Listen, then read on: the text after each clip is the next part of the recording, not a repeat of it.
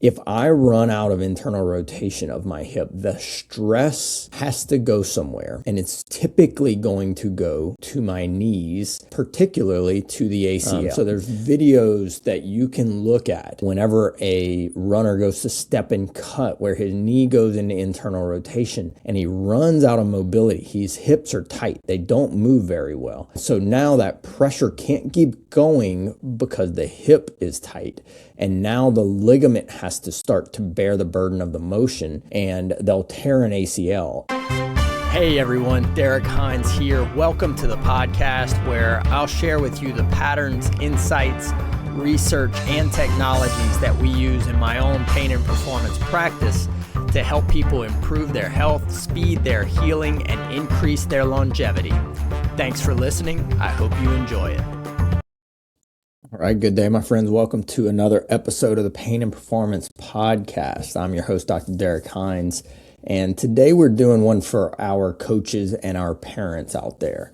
I've been working with a lot of athletes over the last month or so from every level, little league to professional, and there's a few things that jump out to me that I think people need to be aware of. And the first thing is how much mobility affects our injury risk.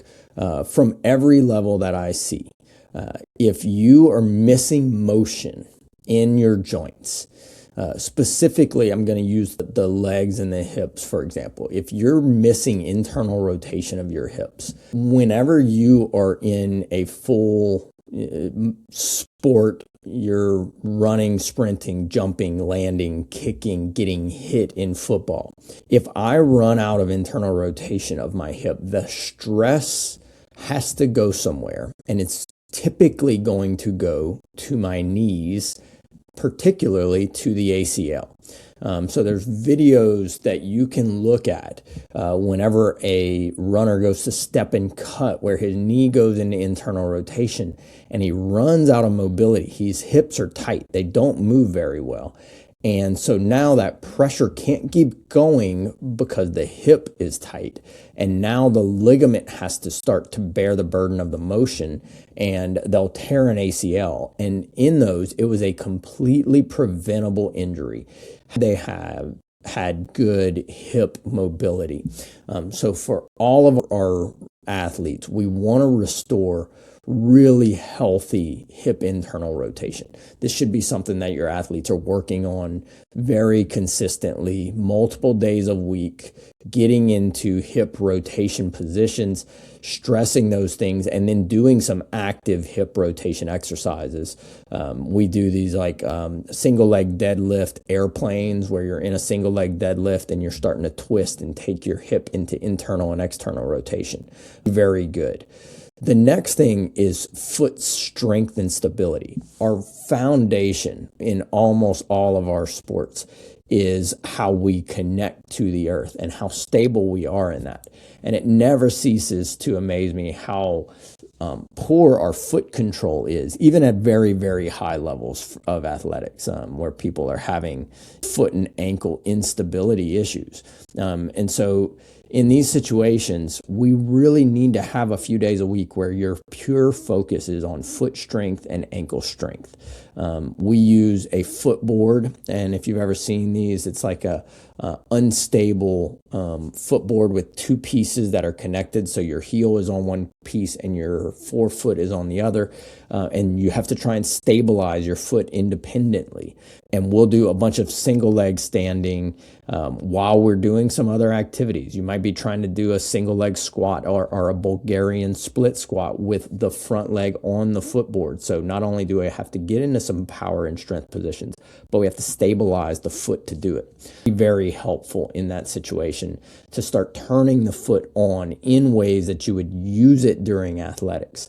The other thing that I tell everyone about, and I've talked about so many times, is these old strength shoes where the foot is elevated off the ground. Those things were marketed to make you like jump higher, run faster, all that stuff. If you have an athlete who's a speed athlete at all, I would say use them. I don't know that they make us jump higher and run faster, but I will tell you what they do is every time we step, they create a little micro stretch and stress to the ankle and the foot that our body has to stabilize. And so all the tissues around the ankle, the ligaments, the tendons, get very, very resilient to injury.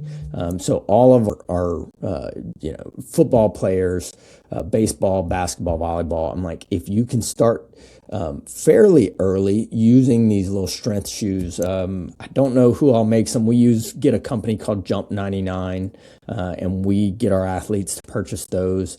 We have no affiliation with them. I think these should be shifted from like a performance thing to a recovery product, because they're the best thing I've ever seen at really strengthening and stabilizing the ankle. So then what we need to do, if I'm doing that, I need to strengthen the tendons that I'm going to be using the most. And there's some easy ways to do that. There was a study done where they were doing the tendons in the hand, and they were doing 30 to 40% loading. So almost like you would be standing on like a scale, and you would use your fingers, the tendons in your fingers, to pull off about 30 pounds, and you would just hold that for 10 seconds. So it's an isometric hold on the tendons, and then you'd take 50 seconds off. And we would repeat that. And what they found was this strengthens the tendons at a very, very high level. So for our athletes, on recovery days, we want to add in some isometric contractions to the tendons they're going to use.